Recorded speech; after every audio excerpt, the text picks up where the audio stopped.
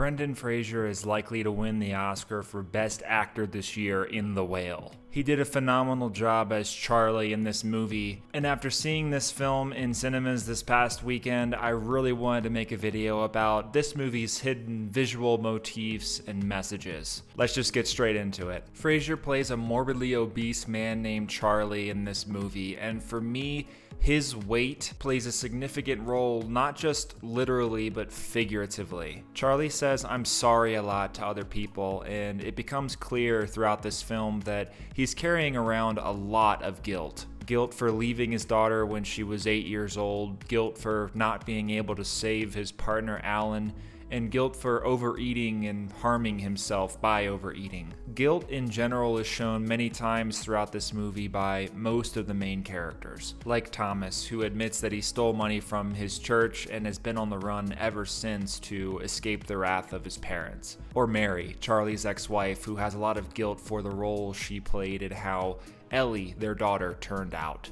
I think Charlie's obscene weight is a perfect visual metaphor for the role that guilt plays in our lives. Charlie struggles to get up from his couch, make food, move around, breathe, or even walk without support. He even struggles to have emotions. It's shown that many times while in the middle of a laugh, Charlie starts coughing and he can't even enjoy an emotion like happiness. And that's a normal human emotion that everyone should be able to feel. Guilt and depression in general can make us bedridden, tired, and a shell of our former selves. It can weigh us down like Charlie's weight, and it can keep us from feeling emotions like happiness that every person should have access to. One more thing about his weight.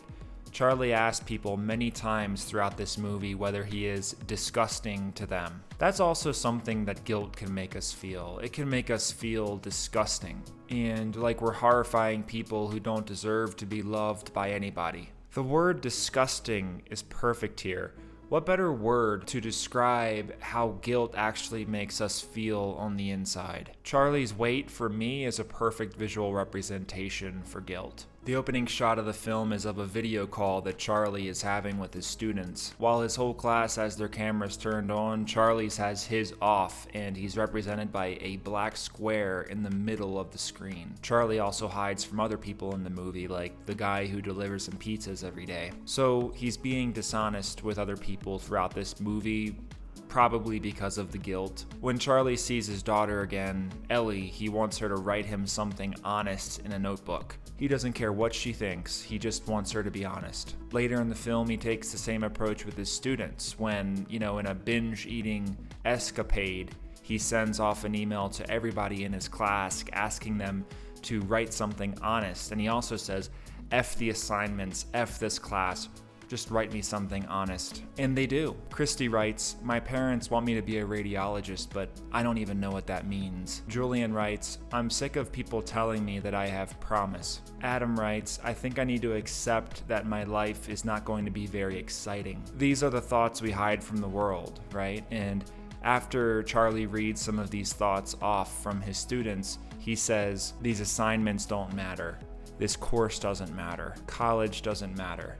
These amazing, honest things that you wrote, these things matter." That's a really deep thought right there. Speaking of honesty, later in the movie, Thomas comes clean to his parents with the help of Ellie, who blackmails him and tells his parents what he did. Instead of castigate him, though, they forgive him. It's just money, they say. They release him of his guilt like church-going people should do, and they forgive him like the father of the prodigal son. This is probably the core message of this movie to me. We don't reveal who we are to other people because we're afraid that they're going to judge us. We're afraid that people will tell us exactly what we think we are. So we internalize it and hide it and live with guilt and shame instead. And it's a defense mechanism. Little do we know that if we were just a little bit more honest with people, we might get sympathy instead of judgment. I'll talk more about that a little bit later. That's why having Thomas as a missionary is such a great narrative choice. Ellie tells Thomas that people from the church get saved and then they start acting like they're better than everybody else. Religion therefore becomes a race to see who can become the most upstanding member of society instead of, saving people. It becomes more about shaming and judgment rather than forgiveness and love, which is what it should be. You might think the film is an antithesis to God and the church, but I'm not so sure. Thomas's parents forgave him, and at the end of the movie when Charlie passes on, the camera pans up and a bright white light bathes the screen. Earlier in the movie, Thomas says that our bodies will become light when Jesus returns and remakes the world. I get the feeling that one interpretation of the movie is that Charlie went to heaven. Whether it's the heaven of Jesus Christ or some other entity it's not even discussed or bothered with. But the point remains, religion has played a very important role in turning people into judgmental idiots who feel superior just because they abide to a certain moral code. And this shaming harms people just as much as eating 2 full pizzas every day for dinner. Charlie's friend Liz, although she loves him, is good at shaming him. She shames him for seeing his daughter again, for being unhealthy, and also for lying to her about how much money he had in his bank account. At one moment, she gives Charlie a monitor to remind him to calm down and breathe every now and then.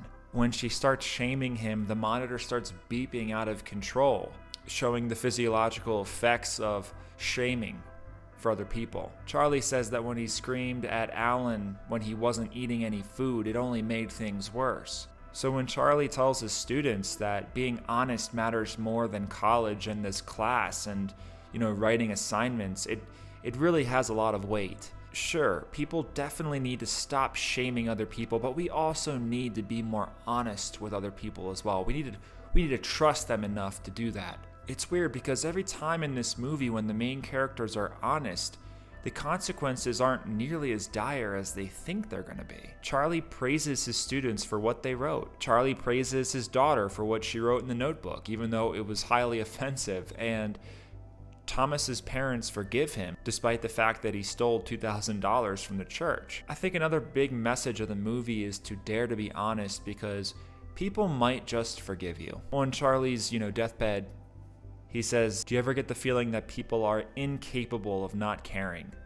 People are amazing." Charlie says that before he's about to die, and that message of optimism and positivity runs like a thread throughout this entire movie. We've already established that we're terribly afraid of what other people will think about us if we're honest with them. But a major point of the film is that many people will not do that. The truth is, we all carry around a certain kind of guilt for being who we are. Maybe we're antisocial, maybe we like the same sex. Maybe we've hurt people. Maybe we feel like we'll never be enough. And that's the thing though, that's par for the course. All of us have guilt for something, and that guilt proves that we care. Charlie says people are incapable of not caring. And to Charlie, that makes people amazing. That makes them beautiful. That means that we want to be better, and we're constantly striving for the light. And that for me is a really beautiful message that The Whale delivers so powerfully. We need to understand that everyone is carrying around a burden with them. And maybe instead of more shame and guilt, they need someone to forgive them so they can move forward.